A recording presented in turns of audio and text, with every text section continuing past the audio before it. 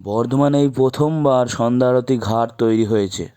এটি স্থাপন হচ্ছে বর্ধমান কাঞ্চননগর ঐতিহ্যবাহী শ্রী শ্রী কঙ্কালেশ্বরী কালী মন্দির ঘাটে, যার শুভ উদ্বোধন হচ্ছে আগামী ২৭ জানুয়ারি ২০২৫ সন্ধ্যা ৫ ঘটিকায়। সকলকে আসবার আহ্বান জানানো হইল।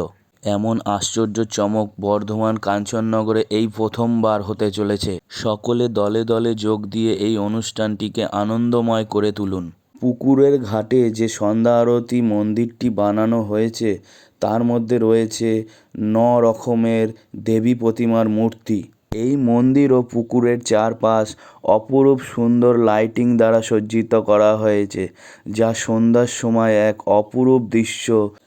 আপনারা সবাই আসুন এবং এই সৌন্দর্য উপভোগ করুন। ভিডিওটি ভালো লাগলে চ্যানেলটি সাবস্ক্রাইব করে রাখুন এই সন্ধ্যা আরতির ভিডিওর আরও আপডেট পেতে হলে।